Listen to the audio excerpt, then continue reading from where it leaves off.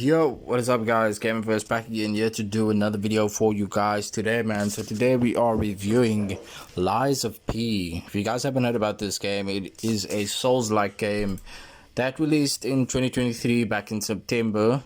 And the game is about 2 years old now, and I haven't really played the game. I've played the demo of it when the demo came out, but then I kind of just forgot about it. It is a well-known Souls game, but I do not play Souls games at all. I haven't played Elden Ring, I haven't played Bloodborne, I haven't played Darksiders, no Souls games at all. And this was the first Souls game that I decided to play.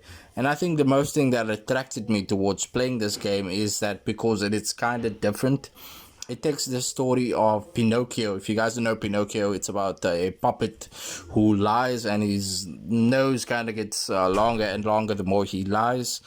But with the game, they take that aspect and they make it like a more realistic aspect. So instead of playing with a wooden puppet, you actually play with a puppet that looks like a human being, and you play with him and you go through a particular story, and there's a lot of bosses, there's a lot of fights. The first few hours of the game is super crazy. There's a lot of confusion going on, a lot of deaths, a lot of frustration. This game takes a lot of you. If you haven't played any Souls game, prepare to scratch your head a little bit, because you're gonna have to learn parries, you're gonna have to take care of your stamina, and you have to calculate and monitor enemy patterns, because you are gonna die in this game. No matter the cost, you will die in this game. Even on the easiest difficulty, this game has no mercy. This is a really tough game, I must say, but it has a cool story, and the game doesn't explain things very well, especially for newcomers like myself. It doesn't really explain things. It doesn't hold your hand. It's more or for you to kind of figure out particular things.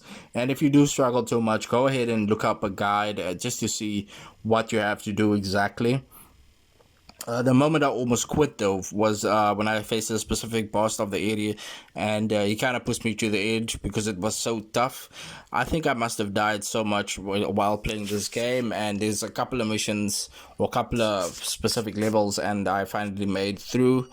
The combat in the game is for casual, not really for casual players, because it is quite tough, and button mashing doesn't work here, because you've got to calculate your moves, you got to calculate the parrying and the dodging. And as somebody who never played a Souls-like game, this was my first one, and it might be my last. I feel like I want to try Elden Ring though, because I mean, it did win Game of the Year, and there's a couple of other awards that it won. And Lies of P was also very well known in the Souls-like community. The people that play Souls-like games, a lot of them played this game, and the combat is just like so punishing, and sometimes it doesn't feel fair at all.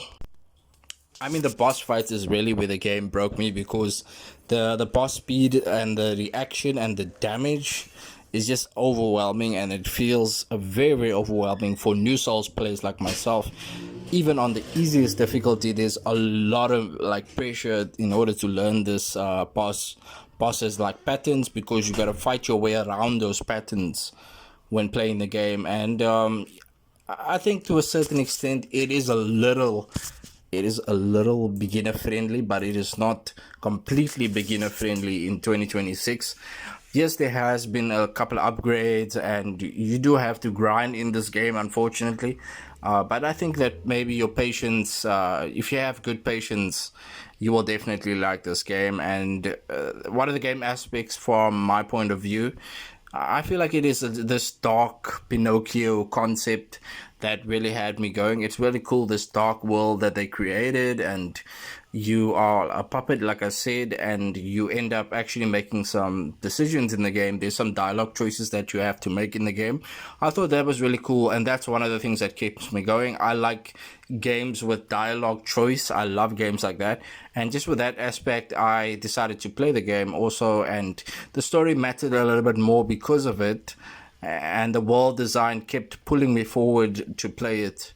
I mean, with this game, like, there's a lot of respect for the genre, and I understand why people love these games, because it is difficult, but also besides the difficulty, it proves a challenge. And But for my particular taste, I really don't like Souls-like. But this game is different, and I think that maybe a part two would be a good idea for them. It would be a good way for them to continue the Lies of P story.